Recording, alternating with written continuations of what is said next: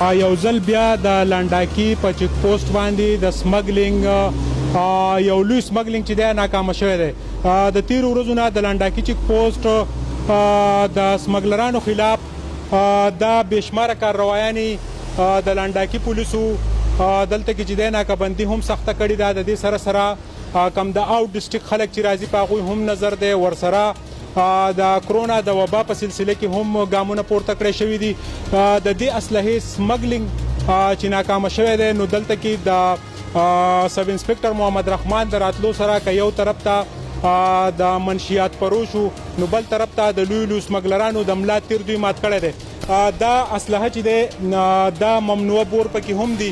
د دې ډیټیل تاسو سره لږ شریک کوم چې په دې کې 2 عدد ریپیټرز دي، 15 عدد پکې کارتوس دي، 100 عدد کارتوس پکې د 9mm دي، ورسره 26 عدد کارتوس پکې نور دي، 3 عدد میگزین دي د کلاشنکوف او 4 عدد چې دي ورسره نور ناکاره اسلحه چې دا د ریپیټرو په شکل کې هغه شامل ده.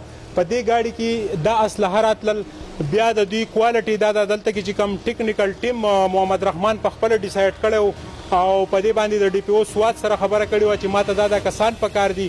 نو بیا د په سربراهۍ کې چې کله د دې گاډي پورا سکرینینګ وشو نو تاسو به د دې گاډي هولیا ګورئ چې د دې سمګلرانو څنګه چې د دوی تجربه ده د پولیسو نو دغه رنګ ورسره د سمګلرانو هم تجربه ده.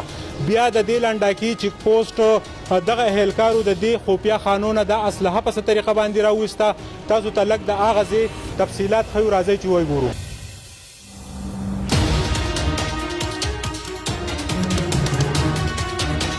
دا تاسو ګورئ چې دا هغه خفیه خانې دي چې دا پسې کټ شوي وې. په دې خفیه خانو په دې دروازو کې چې دی دغه ناکاره اسلحه چې دی هغه پټه کړې شوې وه. دا ګاډی چونکې د پېښور نه راتلو بیا د دوی سره په مختلفو وختونو کې خلک چې دی چیړ هم کوي چې یاره زه په پولیس کې یم، په اف سی کې یم، نورې ادارې ورته یادوي. خو بیا هم چې دوی خپله کارکردګي، خپل کوالټي، خپله تجربه چې د هغه د دې نه ښکاره کوي چې بیا په دې دروازو پسې دا تاسو ګورئ چې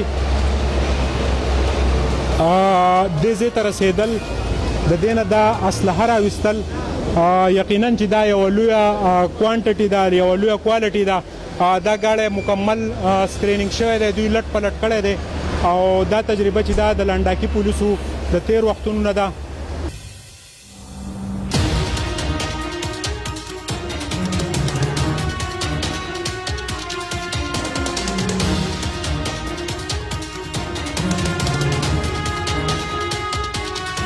دا هغه خفیه خانې دي چې د دې نه د لنډاکي پولیسو د تجربه کار پولیسو چې دی دا اسلحه چې دی راوایسته دا ډېر ګران کار دی چې دومره په دې پسې چانبین کول. بیا د دغې کس د دوی کوالټي هم دا ده چې سمګلر دوی د پوندو نه پیژني.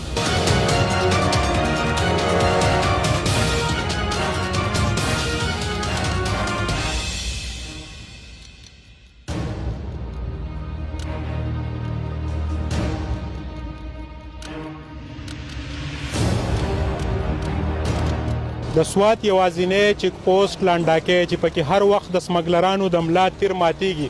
که یو طرف ته منشیاتو روکتام کیږي نو بل طرف ته ناروا اسلحه هم د دې پولیسو په ورقه کې راځي. د ایس ډي پی او باچا حضرت او د آی ایس ایچ او اختر ایوب په نگرانۍ کې د سب انسپکټر محمد رحمان د راتلو سره د سمګلرانو دپاره یوه لویه پریشاني جوړه شوې ده.